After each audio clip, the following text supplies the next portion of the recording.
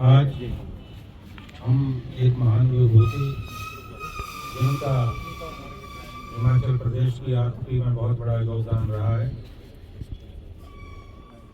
स्वर्गीय श्री सत्यानंद स्टोक्स जी,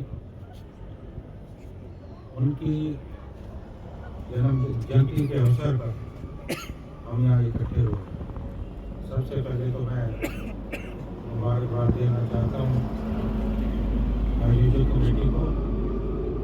उन्होंने इस कार्यक्रम का आयोजन किया और मुझे लगता है कि बड़े स्तर पर इस कार्यक्रम का आयोजन किया जाना चाहिए था, लेकिन फिर भी आप लोगों ने जो इनिशिएटिव लिया इसके लिए आप सब लोग बधाई के पात्र हैं। और यहाँ मेरे साथ हमारे नगर परिषद के चेयरपर्सन, नगर पंचायत के और हमारे तमाम हमारे पार्षदगण, हमारे जोन के अध्यक्ष, दोनों जोन के अध्यक्ष प्रवीण जी और हमारे कोट सिद्धार्थ जी, हमारे जिला परिषद के सदस्य कैंपला साहब, सभी मौजूद लोग यहाँ पर मौजूद हैं। इनके बारे में वर्मा जी ने बहुत कुछ कहा, मैं उस पर जाना नहीं चाहूँगा। मैं यहाँ पढ़ रहा था कि उन्होंने अपनी माता को पत्र लिखा और बहुत सुंदर शब्द कि भारत और भारतीयों के प्रति स्नेह, उनके हितों की रक्षा व उनके अधिकारों के लिए निरंतर संघर्ष ही मेरे जीवन का मूल उद्देश्य है, जिसके लिए मैं मरते दम तक प्रयत्नशील रहूंगा। और ये वास्तव में उन्होंने करके दिखाया। एक मिशनरी के रूप में वो इस क्षेत्र में आए थे और उस समय हमारे बुजुर्ग बताते हैं कि यहाँ की आर्थिकी बहुत ज्यादा कमजोर थी, लेकिन अमेरिका से वो जो सेब लाए, रॉयल डिलिशियस, आज आर्थिकी हमारी जो है बदल गई। और जहाँ उन्होंने अपनी आर्थिकी बढ़ाने में योगदान दिया, वहाँ इस देश के स्वतंत्रता संग्राम में एक स्वतंत्रता सेनानी के रूप में उनका बहुत बड़ा योगदान था। वो तो विदेशी थे, लेकिन उन्होंने यहाँ आकर हिंदू धर्म कबूल किया, स्थानीय युवती से उस वक्त उन्होंने शादी की और पूरी तरह से उन्होंने अपने आप को भारत की संस्कृति से जोड़ा।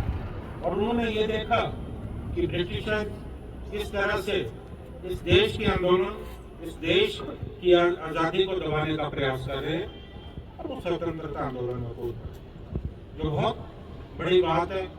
और ऐसे ही महानुभाव इन लोगों के प्रयत्नों से आज हमारा देश आज़ाद हुआ। और शोक से पिछले कल 15 अगस्त था, हमने 15 अगस्त आज़ादी का जश्न बड़ी धूमधाम से पूरे देश में मनाया।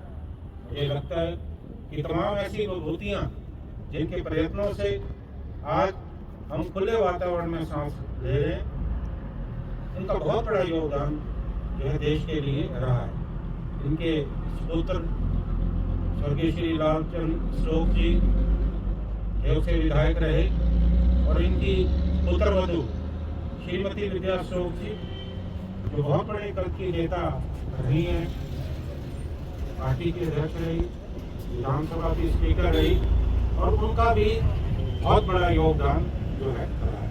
एक बात बहुत महत्वपूर्ण है कि जितनी इस व्यक्ति को मान सम्मान मिलना चाहिए था वो शायद नहीं मिला। और मैं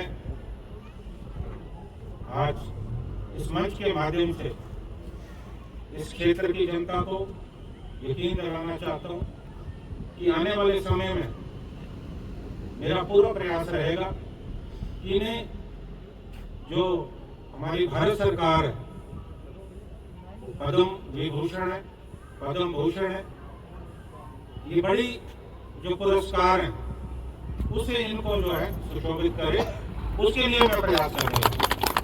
और हालांकि ये प्रयास बहुत पहले होना चाहिए था, क्यों नहीं हुआ उसमें मैं जाना नहीं चाहता। और ये मान सम्मान अगर इन्हें मिलता है तो निश्चित तौर पर ये मान सम्मान हमारे हिमाचल प्रदेश के तमाम बागवानों को, और 5,000 करोड़ से ज़्यादा की हमारी जो आरती है उनके लिए होगा। और इनकी याद में एक बहुत बड़ी बात होगी। तो मैं प्रदेश सरकार से भी बात करूंगा, मैं दिल्ली की सरकार से भी बात करूंगा और विधानसभा में भी इस मुद्दे को उठाऊंगा कि जो अनदेखी श्री सत्यानंद स्टोक्स जी की हुई है, तो खाली स्टैच्यू लगाने से नहीं होता। इसके लिए आज हमारे लाखों बागवानों की जो आस्था है इनसे जुड़ी है, तो इसके लिए मैं प्रयास करूंगा।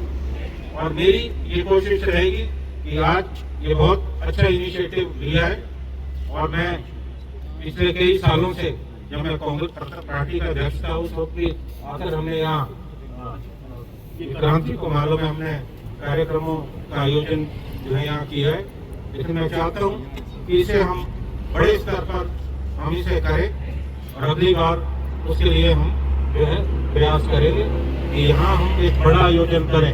हमारी जो तमाम पंचायतों के प्रतिनिधि हैं और जो हमारे महिला मंडल है, युवा मंडल है, उनको भी हम यहाँ आमंत्रित जो है करें।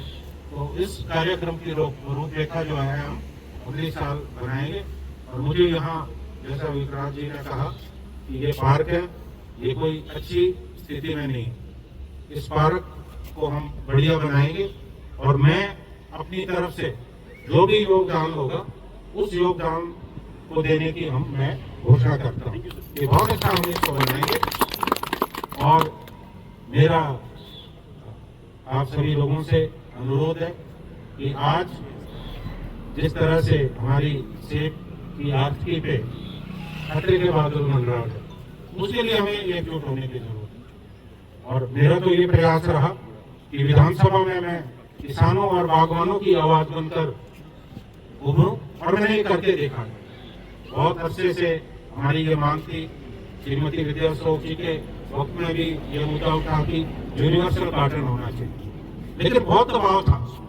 मुझे मालूम है कि बहुत दबाव था, शायद मुझसे भी कोशिश हुई, लेकिन बहुत ज्यादा हिम्मत तो जुटा नहीं पाए कि इस निर्णय को लागू नहीं कर पाए। और मैंने बड़ी मजबूती से ये मुद्दा विधानसभा में उठाया और यूनिवर्सल कार्टन जो है इस साल से प्रचलन में आया, किलो के हिसाब से सेब बिकना शुरू हुआ है। और बहुत बड़ा शोषण जो किसानों और बागवानों का होता है वो रुका। और आपने देखा होगा कि यूनिवर्सल कार्टन के बहुत अच्छे रेट मिले,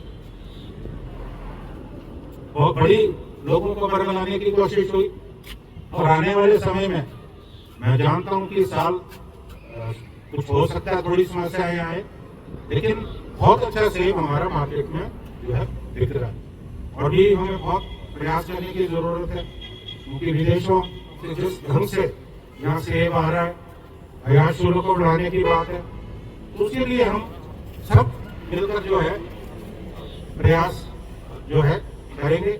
और एक बात मैं जरूर कहना चाहूंगा कि अभी मार्केट बहुत अच्छी चल रही है।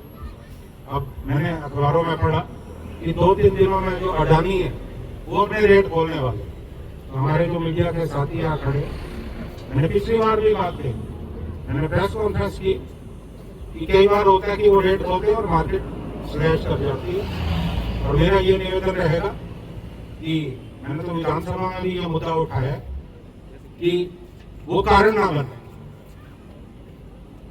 वो जो भी रेट घोषित करे वो बिल्कुल वाजिब होने चाहिए। और ऐसा ना हो कि आज जो हमें हमारी मार्केट बिल्कुल ठीक चल रही है, वो मार्केट हमारी जो है नीचे आ जाए और वो हम बर्दाश्त करने वाले हैं। तो ये भी मेरा निवेदन रहेगा। आप सब लोग यहाँ आए, मैं दिल की गहराइयों से आप सभी लोगों का स्वागत करता हूँ। और आज इस जयंती के अवसर पर हम सब लोगों को यहाँ इकट्ठे होने का मौका मिला। और सत्यानंद स्टोक्स जी की आत्मा जहाँ भी होगी वो देख रही है, और हम निश्चित तौर पे उनको वो स्वर्ग में बैठे ये विश्वास दिलाना चाहते हैं कि जो सेब का बूटा उन्होंने लगाया था, आज आप देख रहे हैं कि पूरा प्रदेश जो है संपन्न हुआ है। हम उनकी सोच को निश्चित तौर पे आगे बढ़ाने का प्रयास करेंगे। आप सभी लोगों का बहुत बहुत धन्यवाद दिल की गहराइयों से।